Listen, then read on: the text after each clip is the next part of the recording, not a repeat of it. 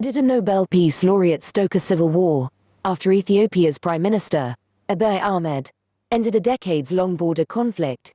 He was heralded as a unifier. Now critics accuse him of tearing the country apart. By John Lee Anderson, the 26th of September 2022 Prime Minister Abiy Ahmed of Ethiopia photographed in LA in 2018. Abiy Ahmed won the Nobel Peace Prize in 2019. A year later, his army was implicated in human rights atrocities. Photographed by Alex Welsh, at the wheel of an armored Toyota Land Cruiser, trailed by a car full of bodyguards, Prime Minister Abiy Ahmed drove me around Addis Ababa, the capital of Ethiopia. With a politician's pride, he pointed out some of his recent civic projects: a vast park, and a national library, a handicrafts market, a planetarium, still under construction. Throughout the city were government buildings that he'd built or remade: the Federal Police Headquarters, the Ministry of Mines, an artificial intelligence center, the Ministry of Defense. In the Entoto Hills, above Addis, he had established a complex of recreational areas to showcase his Green Legacy initiative, aimed at making Ethiopia a pioneer in sustainable agriculture and renewable energy. He boasted of having planted 18 billion trees. "If in 5 years the world does not recognize what we have done," he said, as he negotiated a turn, "then I am not your brother." It was all part of his vision, he explained, to transform his country into a modern state. Ethiopia is Africa's second most populous nation, with the largest economy in East Africa, but it is ethnically fractured, with more than 80 distinct groups. The Nobel Peace Prize laureate of 2019 to come forward and give his Nobel lecture. Prime Minister.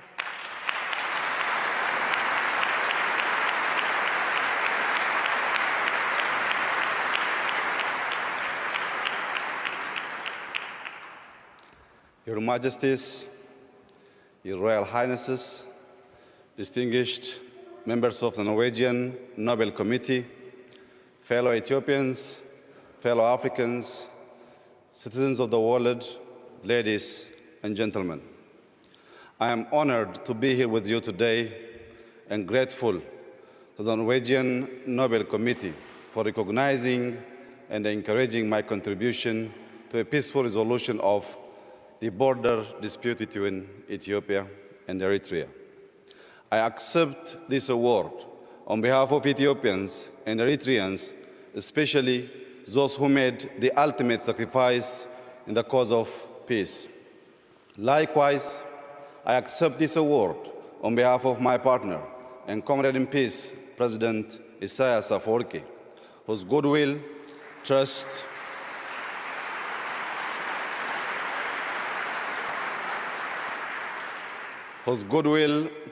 and commitment were vital in ending the two-decade deadlock between... Many of them beset by old enmities and overlapping territorial claims. Abiy came to power in 2018, promising to heal the country's divisions. A former soldier and intelligence officer, he was born to parents from Ethiopia's two main religious communities, his mother from the Orthodox Christian majority, and his father from the sizable Muslim minority. His guiding principle was Medema, an Amharic term meaning sign, urgi, or coming together. Abiy, at 46, could be mistaken for a prosperous real estate agent: medium height, trimmed goatee, and a wardrobe of khakis, casual shirts, and gold-rimmed Cartier sunglasses. He projects the self-assurance of a motivational speaker. Soon after taking office, he published a best-selling book about the transformative power of Medema, which is sold at roadside stalls, alongside volumes by Tony Robbins and Jordan Peterson. In conversation, Abiy does most of the talking,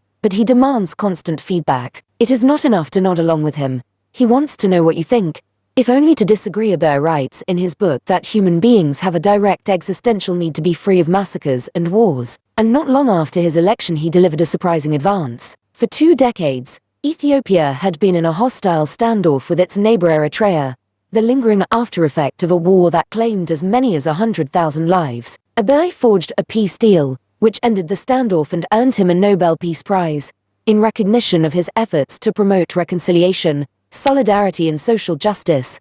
At the Nobel ceremony, in Oslo, he invoked both the Bible and the Quran. Before we can harvest peace dividends, we must plant seeds of love, forgiveness, and reconciliation in the hearts and minds of our citizens.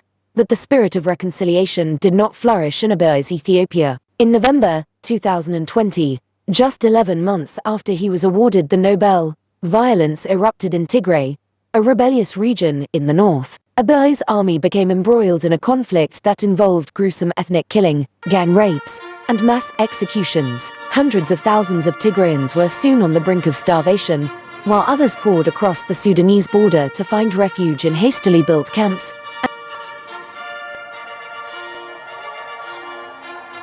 The violence has sparked an international argument about Abiy. His supporters say that he is a modernizer, whose only mistake was that he moved too fast to overturn Ethiopia's corrupt old order. His critics accuse him of starting an ethnic conflict in order to favor his political allies. Some demand that his Nobel be revoked, and warn that the unrest that has attended his time in office is spreading through the region. But, as Abiy and I toured Ethiopia, he seemed to want to talk about everything but the conflict that had engulfed his country. From inside his motorcade, it was as if there were no war going on at all.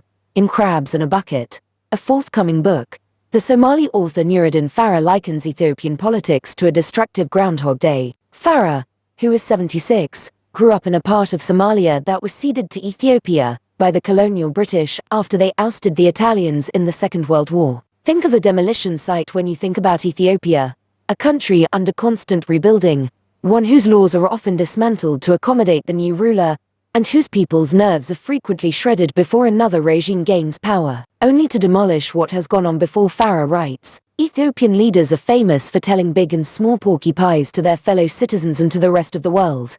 They know how to start conflicts that led to wars, not how to resolve conflicts. Farah's assessment is bleak, but the past half-century of Ethiopian politics largely supports it. In 1974, a military faction called the Derg seized power, overthrowing the emperor, Haile Selassie. The Derg's leader, Colonel Mengistu Haile Mariam, presided over a murderous purge, known as the Red Terror, intended to remake the country as a communist stronghold. Mengistu had several dozen rivals machine-gunned at the National Palace, and subsequently held a ceremony in the newly named Revolution Square, in which he swore to eliminate voracious feudalists, hired fascists, and running dogs and smashed bottles filled with red liquid, symbolizing his enemy's blood. Even as the country suffered one of its periodic droughts, Mengistu launched a Stalinist collectivization campaign, and hundreds of thousands died of starvation. In 1991, the Derg was overthrown by a coalition of rebel militias.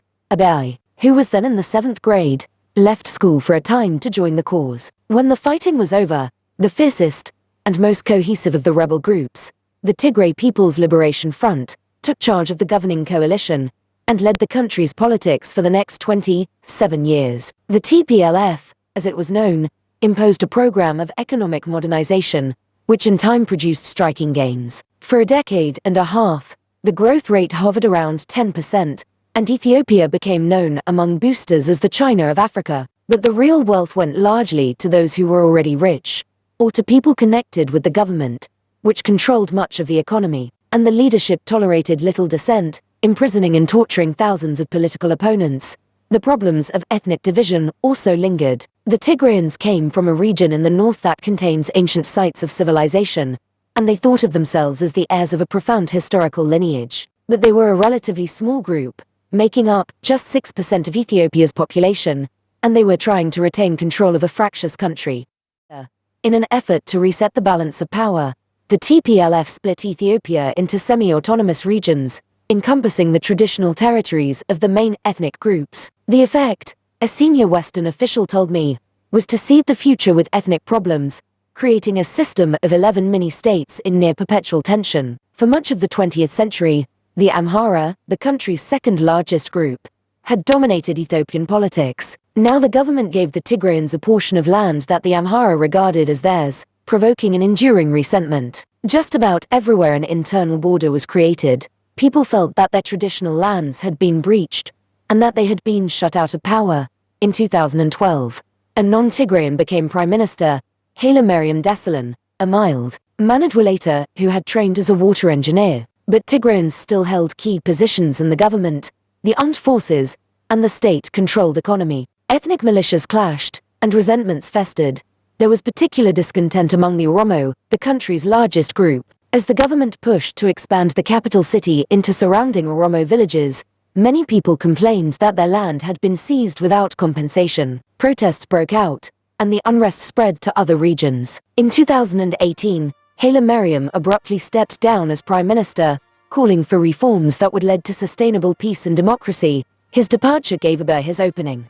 Abiy has an unshakable belief in his ability to overcome obstacles, not just to see the future but to shape it. I used to tell all my friends 30 years ago that I was going to be PM, and everyone took it as a joke, he said, on one of our drives. Then, once I became PM, and I made peace with Eritrea, I asked my Minister of Foreign Affairs, do you think I could get the Nobel? He said, it's true you have done everything you promised, but on this I am not sure.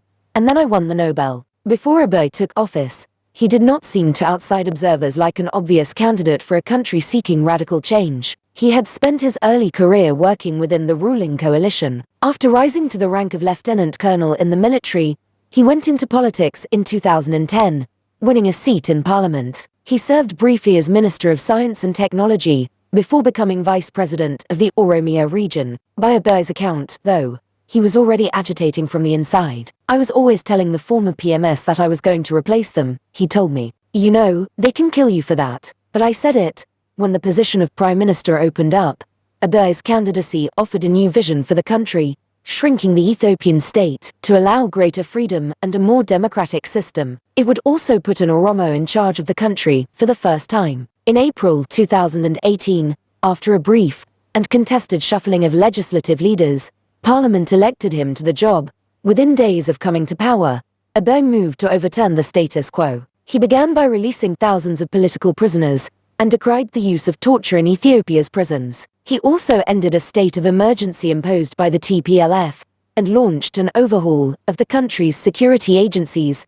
The first months of his tenure were dizzyingly ambitious. He announced his intention to privatize state-owned enterprises, including telecommunications and aviation, and sought agreements to give his landlocked nation access to ports in Djibouti, Sudan, Somaliland, and Kenya. He went on to implement an economic plan focused on 5 areas: mining, information and communications technology, manufacturing, agriculture, and tourism. In the West, his advocacy of freedom, in politics, and, especially, in the market, drew praise. The Financial Times called him Africa's new talisman. Abiy speaks about his initiatives with unwavering confidence. I wanted to add value for my country, and I am doing it, he told me. But his leadership was quickly met with violent opposition. Barely 2 months into his term, as he addressed a crowd in downtown Addis, an assailant mounted a grenade attack, in which 2 people died and scores were wounded. A group of policemen were arrested for failing to prevent the attack. Abiy's sympathizers saw it as evidence that he had enemies on the inside. In June 2019, the military attempted a coup in the Amhara region, killing the region's president and the National Armed Forces Chief of Staff. Abiy carried on with his reforms, and increasingly worked to force TPLF members out of his administration. That November, he eliminated the governing coalition that the Tigrayans had led. In its place, he devised a new political vehicle, the Prosperity Party, essentially the same coalition that he had disbanded, except for the TPLF, which refused to join. The Tigrayan leadership decamped to northern Ethiopia. In the regional capital of Mekelle, the former national government became an alternate center of power, with much of the country's bureaucratic expertise, and a significant portion of its military force. In 2020, when Abiy postponed national elections, saying that COVID-19 presented too great a threat, the Tigrayans defiantly held elections of their own. The TPLF received 98% of the vote, giving its chairman, Debretsion Gebremichael, control of the regional congress. The war began 2 months later, with what the TPLF has described as both a preemptive operation and a legitimate act of self-defense against forces that Abiy had mobilized around the region. Before daybreak on the 4th of November, Tigrayan soldiers attacked a key Ethiopian army garrison near Mekelle. Within hours, Abiy's warplanes and army units were on their way to counter the attack and to seize Mekelle. After 3 weeks of fierce fighting, Abiy declared military operations completed, and Debrecen and his comrades vanished into the Tigrayan countryside. But Abiy hadn't fought by himself. His forces weren't strong enough. Instead, he had made a kind of devil's bargain. To take on the TPLF, he had formed a military alliance with Eritrea, which has a powerful army and one of the world's most repressive governments. He had also solicited support from Amhara militias. Both the Eritreans and the Amhara had old grievances with the Tigrayans. During the fighting, reports spread of gang rapes and of widespread killings of civilians. The US Secretary of State, Antony Blinken, said that ethnic cleansing seemed to be taking place. Abiy's government heatedly denied the charge, but videos were circulating that appeared to show persuasive evidence of war crimes. One particularly gruesome video, from January 2021, shows Ethiopian soldiers filming one another as they murder at least 30 residents of a village in central Tigray. The soldiers urge one another on as they led captives, young men in civilian clothes, to a cliff and begin shooting. One man calls out to a comrade to shoot his victim again, because he is still moving. Another tells his fellow soldiers, use no more than 2 bullets, 2 is enough to kill them. In the end, the soldiers toss their victims off the cliff, shooting some of them again on ledges where they have fallen. The soldiers carry out the killings with an air of complicit glee. Their victims are eerily silent. Finally, in March 2021, Abiy acknowledged that the Eritreans had been involved in the fighting and allowed that atrocities may have been committed. He promised, somewhat vaguely, to seek justice. Western observers were outraged, but Abiy's constituents seemed not to care. 3 months later, he held a national election, excluding Tigray, and easily secured a new 5-year term. His slogan was New Beginnings. Within the government, though, some of his loyalists were appalled. When Abiy took power, he had built an inclusive administration, with women in cabinet positions and Tigrayans, those who weren't loyal to the TPLF, occupying key posts. Among them was Berhane Kidina, who served as second in command of the Ethiopian embassy in Washington, D.C. at the beginning. Berhane told me he was hopeful that Abiy could bring the country together, but he quickly developed doubts. In July 2018, Abiy visited the US and spoke before a crowd of expatriate Ethiopians. As Berhane introduced him, the crowd began insulting him for being Tigrayan and jeering at him to get off the stage. He hoped that Abiy would say something to calm things down. Instead, the Prime Minister went on with his speech as if nothing had happened. When Berhane registered concern afterward, he told me Abiy chided him for being too sensitive.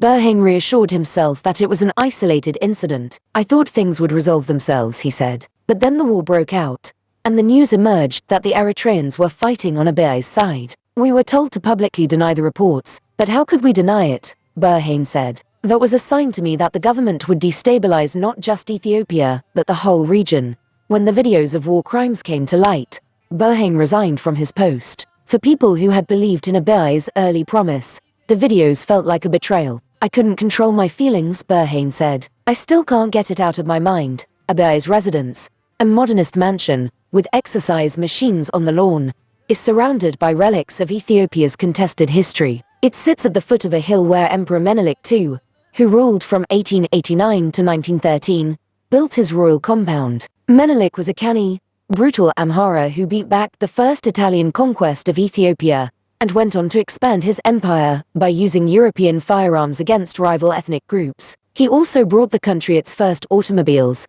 postal service, and electrical and telephone lines.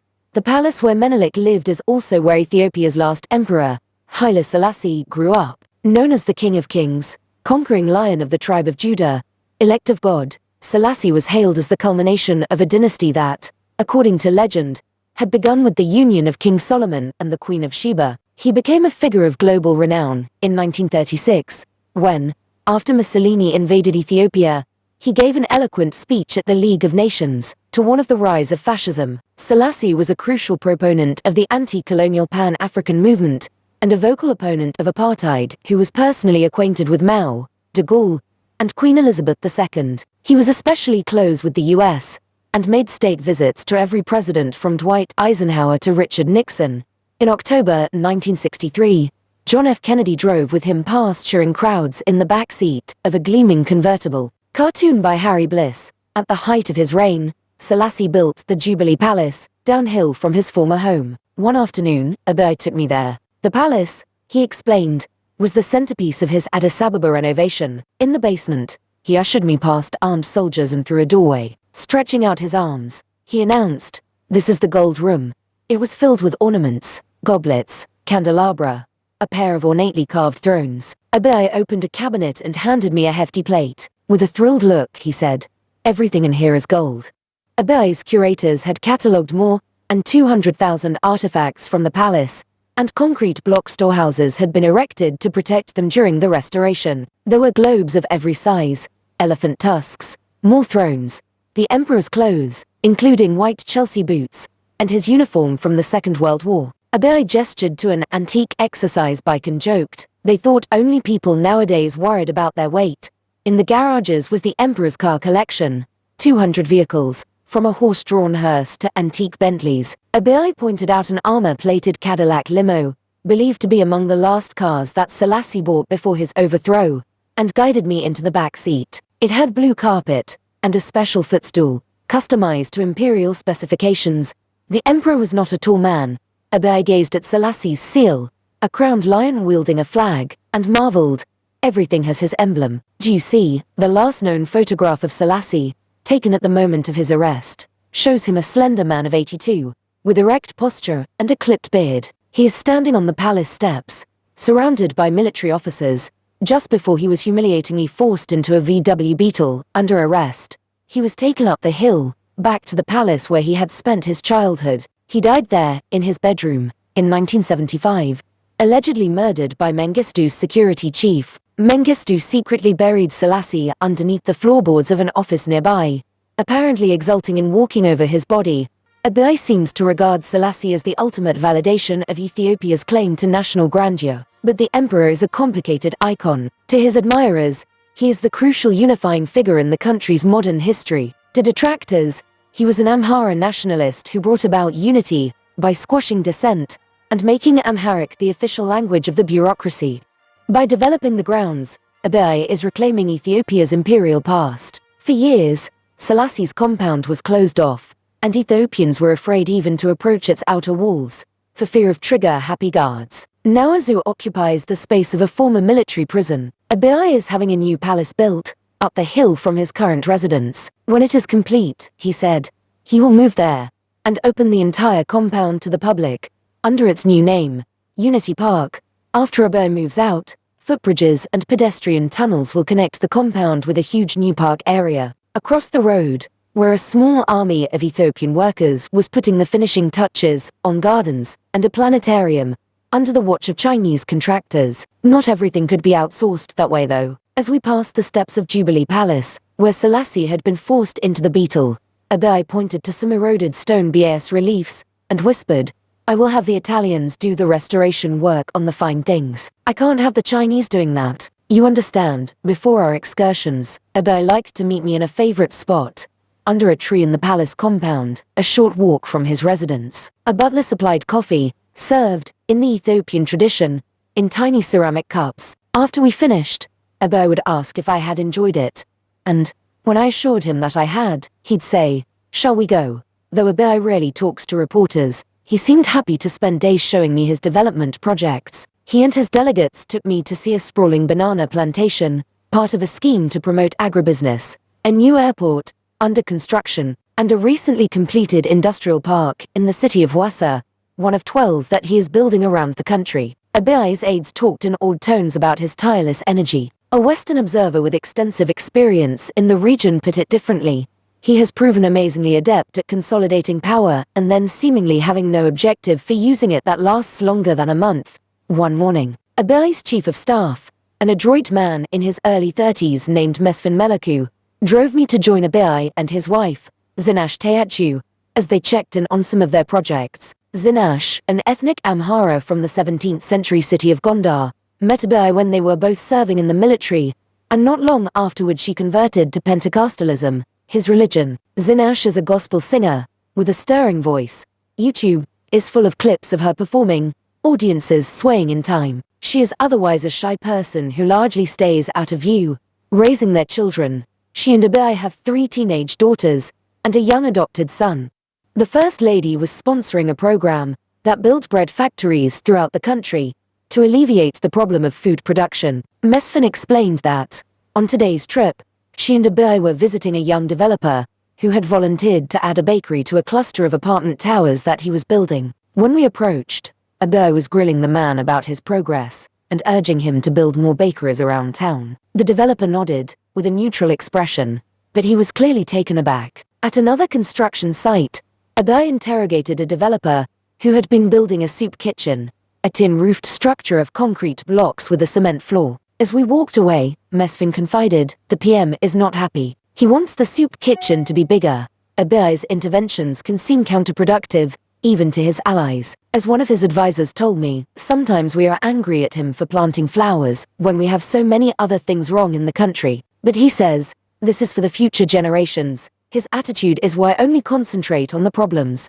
We need to show that we are more than the conflict. Abiy finds funding for his ventures wherever he can. He has held fundraisers on the sites of Addis's new parks, where he can lean on his country's billionaires, many of whom built their fortunes under the old regime. In 2020, his wife's office announced that it had solicited donations to construct 20 schools in the countryside. Abiy gave some $2 million in profits from his book to build more. He has also printed new currency, announcing that it was necessary both to deter financial crimes and to salvage the country's fractured economy. It has had little effect. During his term, the rate of inflation has been more than 30% a year. Abiy likes to present himself as this charismatic leader who puts himself above it all. Stefan Decon, who teaches economics at Oxford and who has advised Ethiopian governments for decades, said, but his vision is vague, as leaders' visions often are. Decon described a kind of faith-based economics. He has this belief in free enterprise and prosperity through hard work. It's the prosperity gospel. He's directly coming out of that. I think he just likes the shiny projects.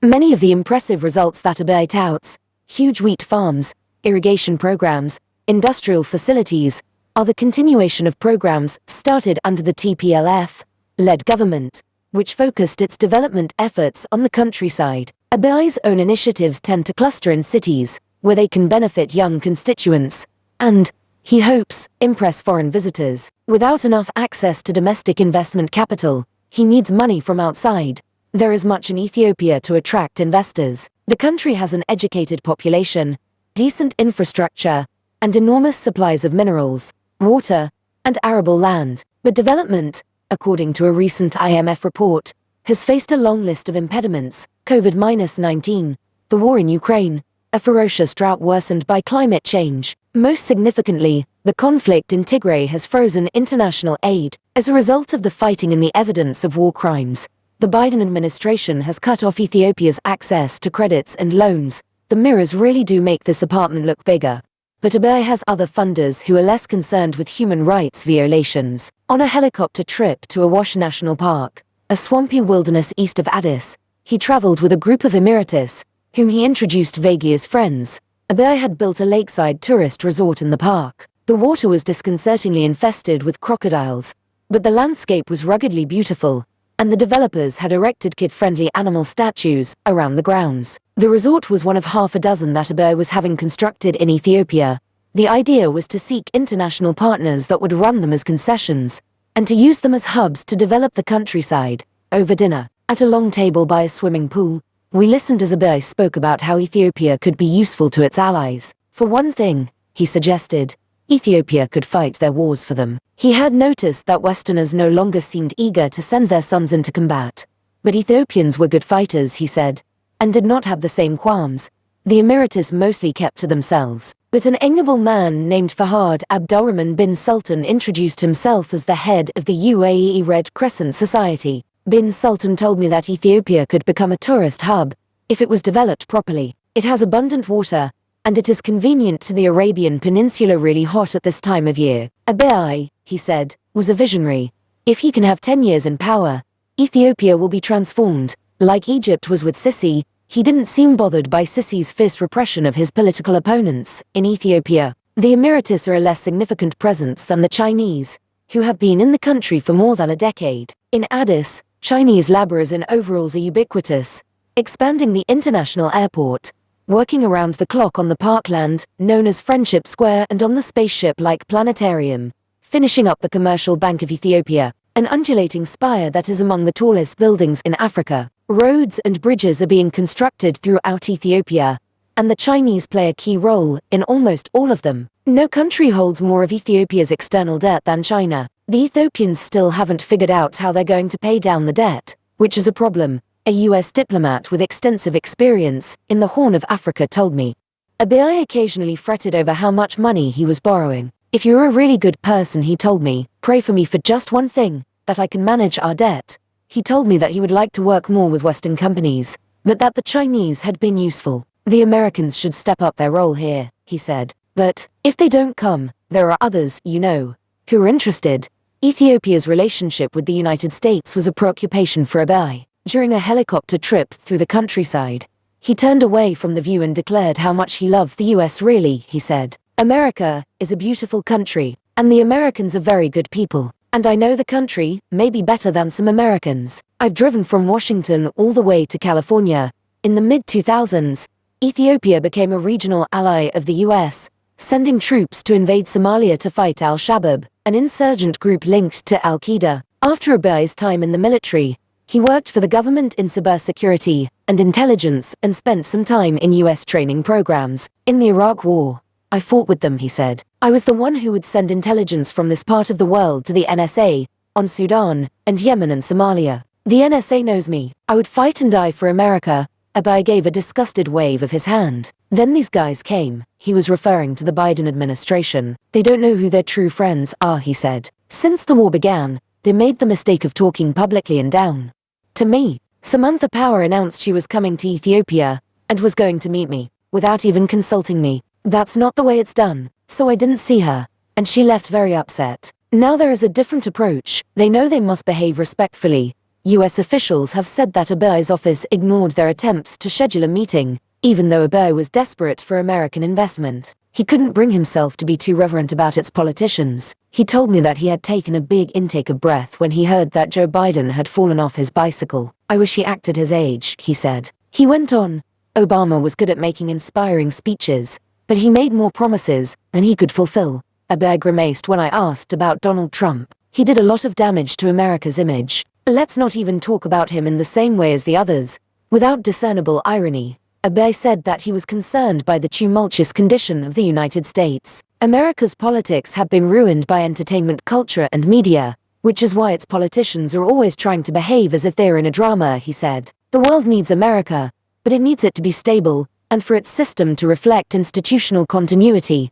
Jeff Feltman, who served as the US Special Envoy to the Horn of Africa until this spring, told me that he was familiar with Abiy's complaints, and with his habit of discounting the evidence of war crimes. I had the same tour as you, he said. Abiy was saying what a man of vision he was, that the US simply did not understand him, that he was trying to move Ethiopia into the future, and that Tigray was just a distraction. The charm offensive didn't work.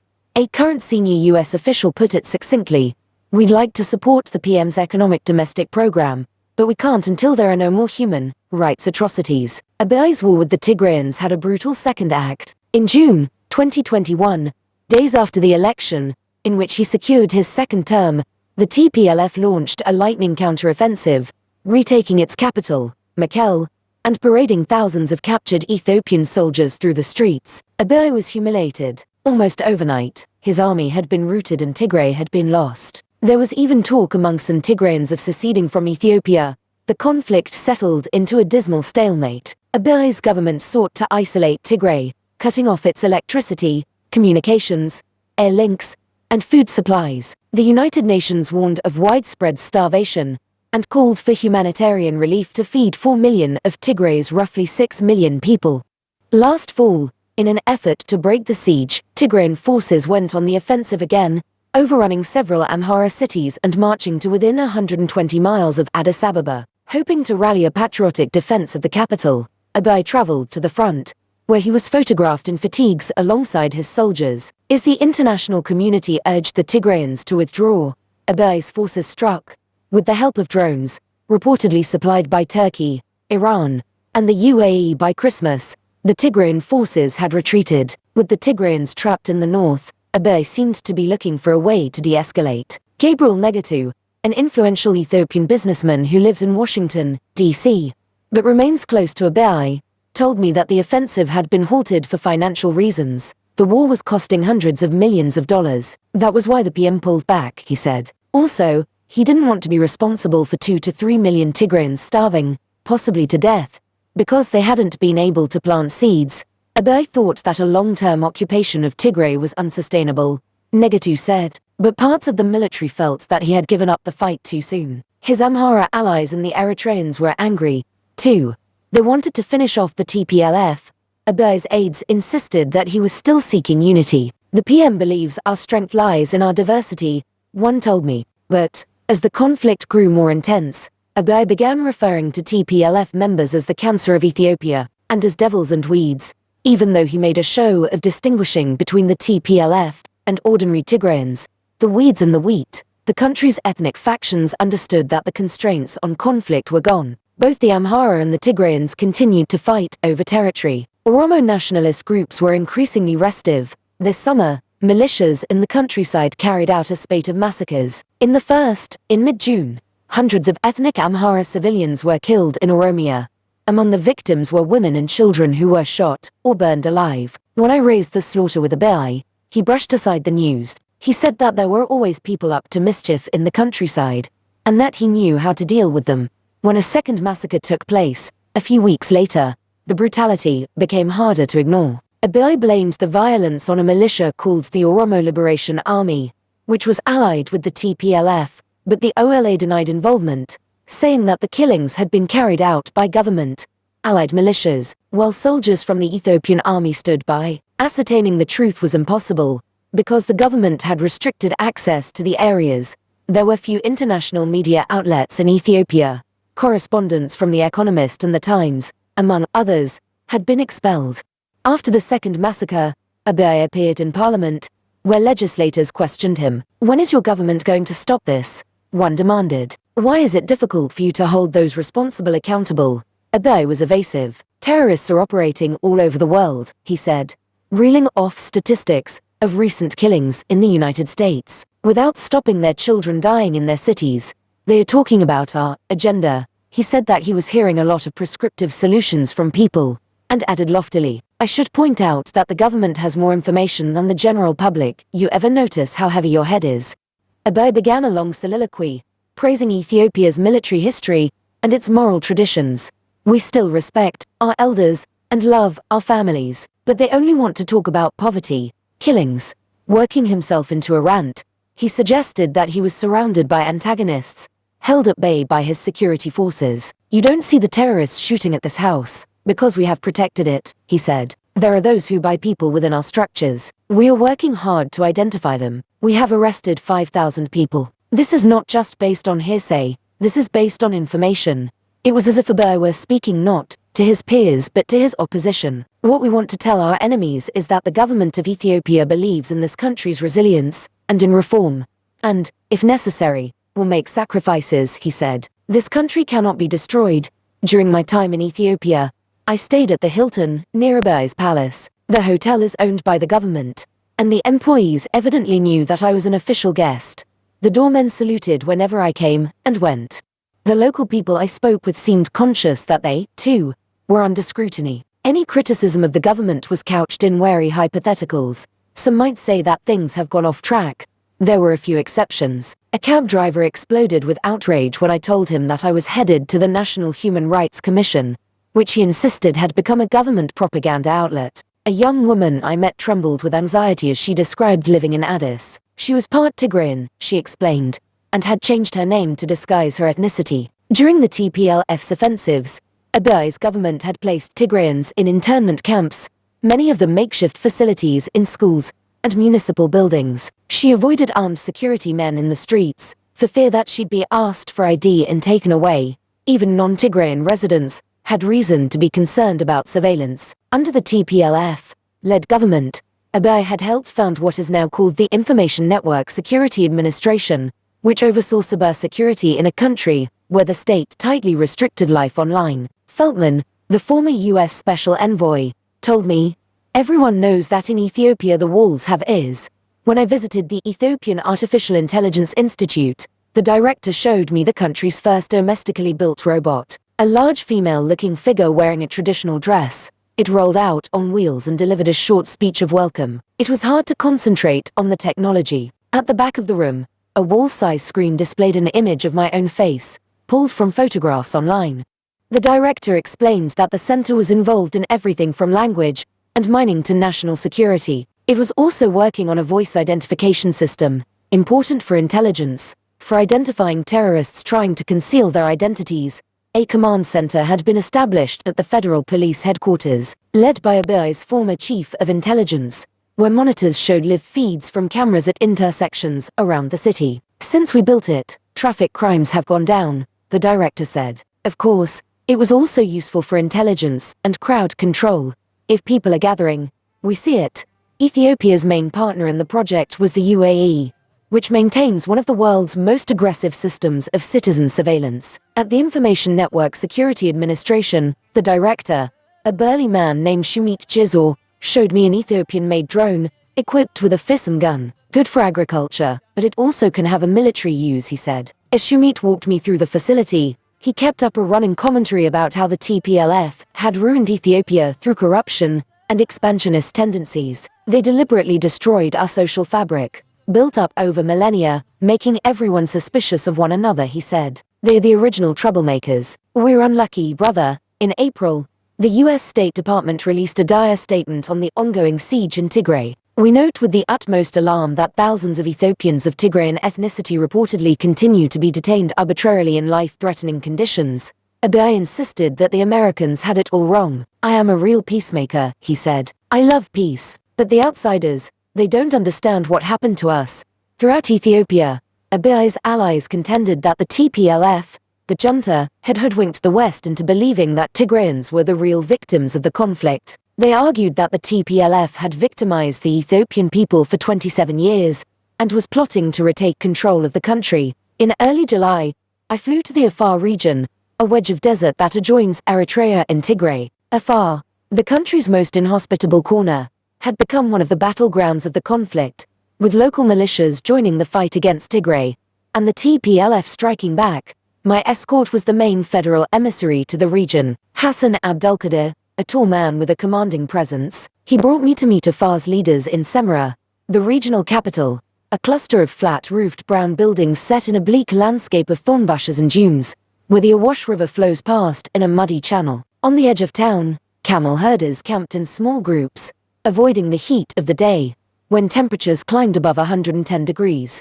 The head of Afar's disaster relief effort, Mohammed Hassan, complained that his people were being neglected.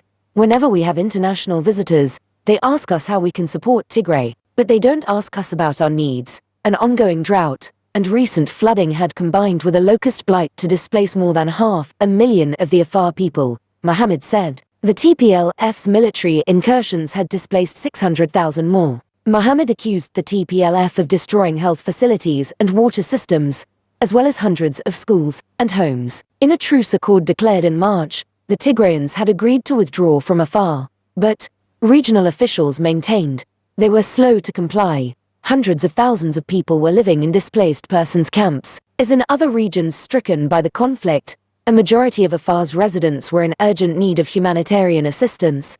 To discuss the situation, I met the president of Afar, Awal Arba, at his palace, a boxy modern building the color of sand. There was trash strewn around the grounds, but his offices had been given an Abiy-style makeover.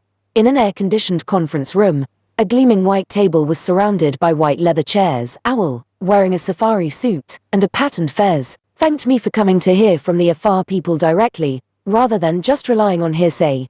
Then he began to rail against the TPLF. When they were in power and had the ability to loot from the nation, they called themselves Ethiopians, he said. Now, having taken all the heavy weapons with them to the north, they call themselves Tigrayans.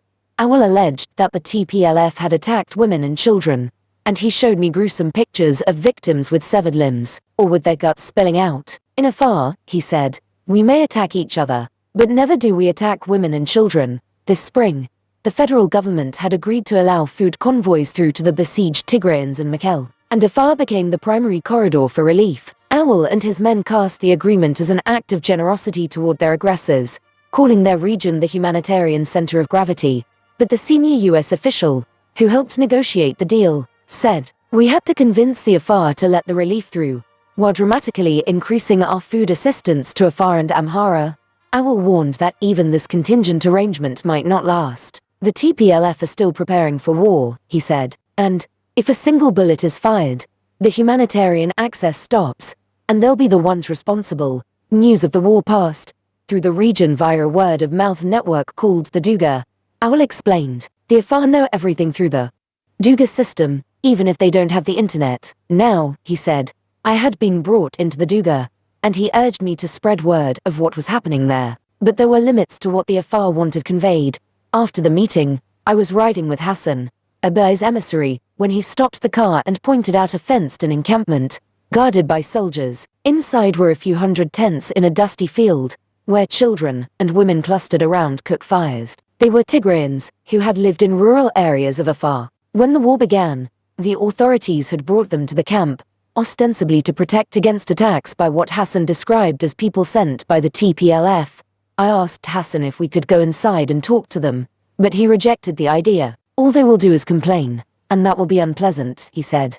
In mid-September, I talked with the TPLF's primary spokesman, Getachew Reda. The conversation didn't last long. Soon after picking up, Getachew said that it wasn't safe for him to be on the phone. After he had made a call a few days earlier, a drone strike targeted his home in Mekelle. "It was a direct hit," he said. "I don't know how I survived." Afterward, he tweeted about the attack, and a second strike quickly followed. "It destroyed what was left of my house, and killed more people, including security men and some of my neighbors. 9 people had died in all." Other Tigrayans were more forthcoming. Mulugeta Jabrehawit is a former senior member of the TPLF, who left the party over political differences, but has advised Tigrayan forces in the field. From Mekelle, he told me he believes that Abiy and the Eritreans intend to conquer Tigray, with consequences that are too horrific to imagine. The ordinary people of the region had no choice but to fight back, Mulugeta said. "Left with no options other than survival, even a donkey can kill a hyena. I have an umbrella. I just don't want to carry around a wet umbrella." Most of the international observers I spoke with believe that Abiy's soldiers and the Eritreans have committed violence on a greater scale on the Tigrayans, but none of the partisans in the conflict seem to have avoided brutality. A recent UN report described war crimes and human rights violations on both sides. In addition to the widespread starvation caused by the siege, Abiy's forces and allies had killed and raped civilians, and carried out scores of airstrikes on civilian targets, including one on a displaced persons camp, in which some 60 civilians died. The Tigrayan forces, the report said, had committed large-scale killings of Amhara civilians, rape and sexual violence, and widespread looting and destruction of civilian property. The senior Western official told me, in disgust, "They're all as bad as each other." On one of my trips with Abiy, he brought along his predecessor, Haile Mariam Desalegn, and I pressed him on the war in Tigray. Haile Mariam chose his words carefully, describing the conflict as complicated. The TPLF, he argued, was like other liberation movements that had seized power and held it. They can't conceive of not being in control anymore. Haile Mariam suggested that the besieged Tigrayans had no way out but to fight. 80% of their people depend on the government for support, and there is a lack of food. The youth are turning to banditry, robbing trucks. The TPLF don't have any resources to help the situation, he added. What the Tigrayans do have is a big army, and a lot of people willing to die. Dying is their only solution. For Abiy, Haile Mariam was perhaps his most significant link to the previous government. Yet Abiy disparaged him over lunch at the palace. He never expected to be PM. He was picked because he was from a minority, and both the Tigrayans and the Amhara wanted someone without a constituency they could control. With the conflict deepening, Abiy also seems to lack a substantial constituency of his own. Abraham Belay, a Tigrayan who is Abiy's defense minister, said that he had struggled to negotiate with both sides. "I have been trying my best to become a middleman," he said. But the Amhara extremists rejected him for being a Tigrayan, and the Tigrayan hardliners called him a banda, a traitor. "There are people who don't want this to calm down," he said. "Some are Tigrayan and Amhara extremists, and there are Oromus, too, who are killing Amharas and also other Oromus." The senior US official explained that when Abiy and the Tigrayans agreed to a truce in March, It was under pressure from the Americans. Each side had its own interests in mind. The government of Ethiopia wanted re-engagement with the West, mostly for economic reasons, and the TPLF because of the humanitarian situation. The official said, Abiy seems cornered. He can't get Western money without reconciling with the Tigrayans. But, even if he wants to make peace, his Amhara and Eritrean allies won't agree to it. The Eritrean president, Isaias Afwerki, would be a formidable enemy for Abiy. At 76, he is one of the most ruthless and determined political survivors in the world. In mid-September, a report from the Swedish consulate in Asmara noted that the Eritrean People's Army had summoned all active members to report, without discrimination of age or background or health status. It added that anyone who failed to report would suffer consequences, including their residential houses being closed, family members being thrown out of their houses, family members being detained, other forces amassing too. The Tigrayans have evidently mobilized all of their available fighters. Mulugeta, the former TPLF member, estimated that the Ethiopian government had assembled as many as 500,000 troops in the region. Other reports suggest that Abiy has commandeered Ethiopian Airlines flights to move recruits to the front. Last week, a large Eritrean force crossed the border into Ethiopia. Reports from the region describe intense fighting on at least 5 fronts. What's happening here is a civil war, the senior Western official told me. I believe there's a totally compelling logic not to fight. But they'll do it anyway.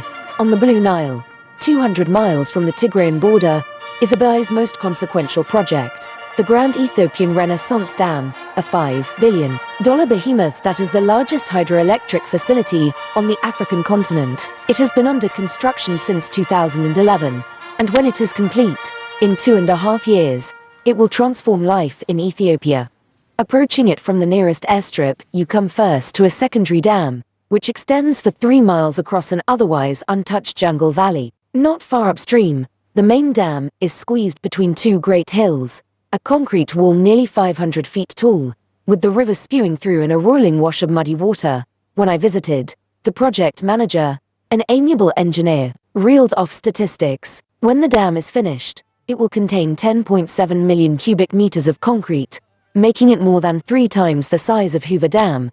Beyond the dam, an immense reservoir was filling, gradually submerging a string of jungle mountains. It will eventually be 50 miles wide and 150 miles long. In the massive structure where the turbines are embedded, billboards on the walls were emblazoned with slogans: African pride, history in the making, unity.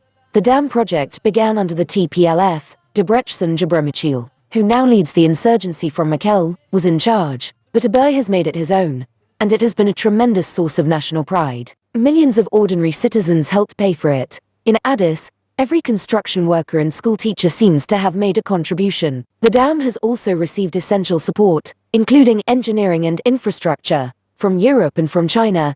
Haile Mariam Desalegn, who was the deputy prime minister as the project got underway, suggested that he preferred aid that came without conditions. We like the Chinese way of doing things, because they don't say, do this, don't do that. All around the structure, workers in jumpsuits and hard hats hustled from job to job, on foot and in giant trucks. Even before the conflict with Tigray began, the dam was inflaming regional tensions. Sudan and Egypt rely on the Nile for most of their water, and they fear that the dam will limit their supply. There were skirmishes at the border and bellicose warnings from Egypt, which has Africa's most powerful military. Abiy insisted on going ahead. No force could stop Ethiopia from building a dam, he said. If there is a need to go to war, we could get millions readied. Construction is now nearly complete. 13 enormous turbines are being tested before they are switched on. During my visit, the second was about to go online. When the dam is complete, it will double the electrical capacity of Ethiopia, where half the citizens now have no access to power. Abiy is betting that the dam, and the scores of other projects he has instituted, will one day seem like the culmination of a great plan, in which the war is just a distraction. In his book, he advocates striving to make a new today, rather than being stuck in the past. But Berhane Kidinamariam, the former diplomat, suggested that Abiy was merely stumbling from one contingency to the next. I don't think he really is trying to help one ethnic group or the other, he said. He doesn't have a strategy. He wants to be seen as a reformist, but he is not. Power and money are what motivate him. He isn't even really anti-TPLF when he attacks them, he just uses it as an instrument. On one of my visits to the palace, Abai told me that his real motivation was to aid his neediest citizens. I am for poor people, he said. If I can save the life of 1,000 poor people, that is the reason, not to see good news on the BBC, or whatever. Despite all the strife in the country, he was certain of his place in his people's hearts. When I leave office, I am 100% sure, that millions of Ethiopians will cry, he said. They will not say, oh, we are happy he left. You will see it. People will see what I left.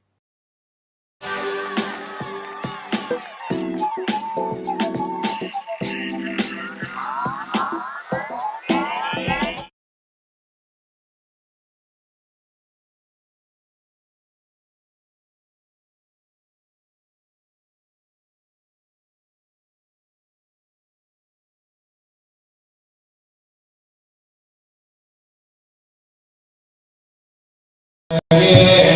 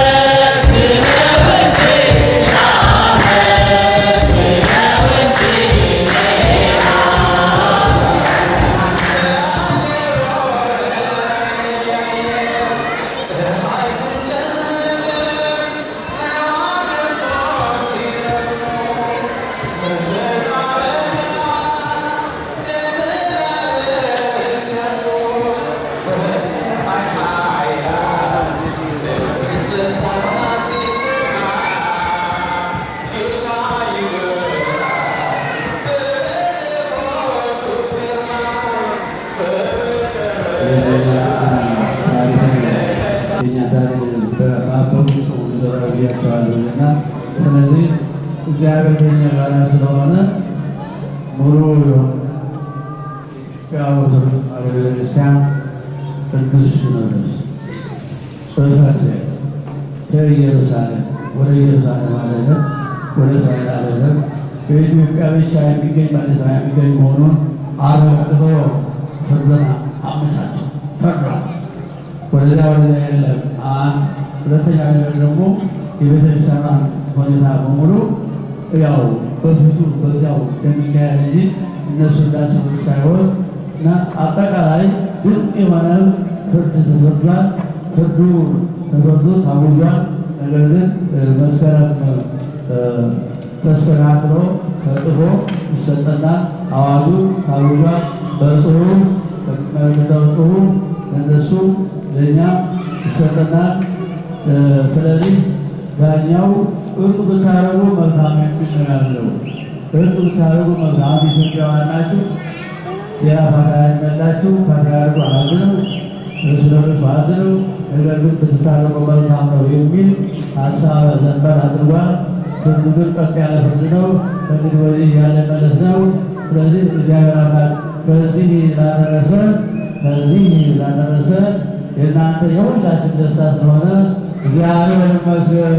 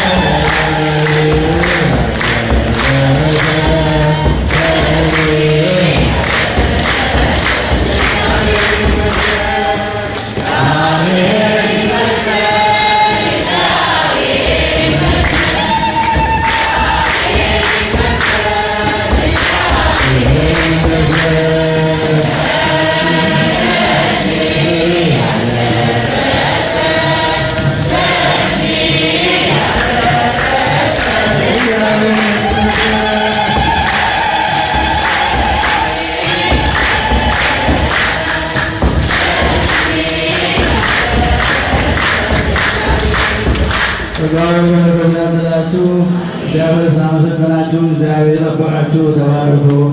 በጣም ጥሩ ነው። አመሰግናለሁ። እንግዲህ ጥሩ እንግዲህ እሳቸው ይናገራሉ። ሰዓቱን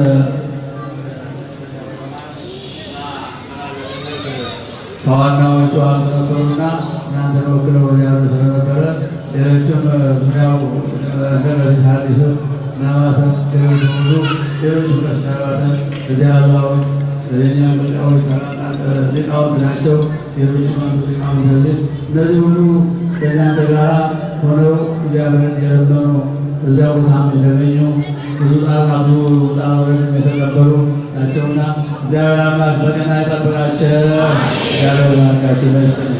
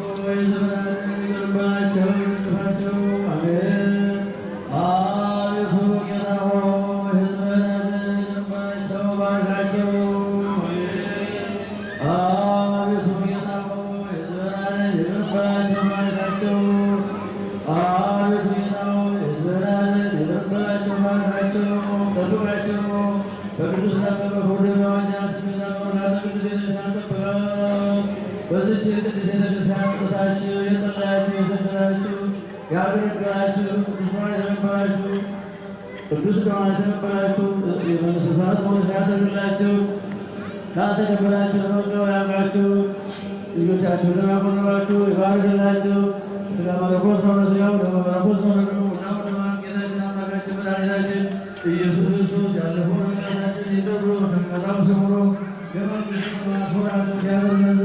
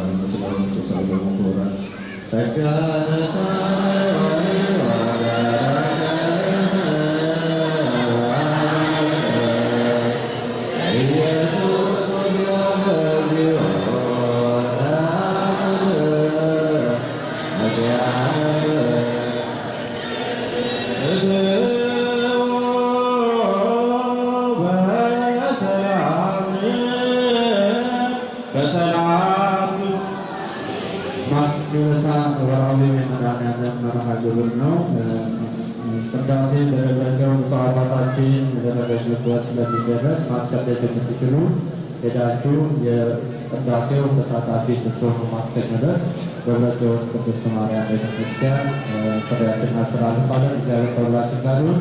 ቀጣዩ የሰንበት ትምህርት ቤት መርሃ ግብር ይቀጥላል። ሐሙስ በስመ አብ ወወልድ ወመንፈስ ቅዱስ አሐዱ አምላክ አሜን። በስመ አብ ወወልድ ወመንፈስ ቅዱስ አሐዱ አምላክ አሜን።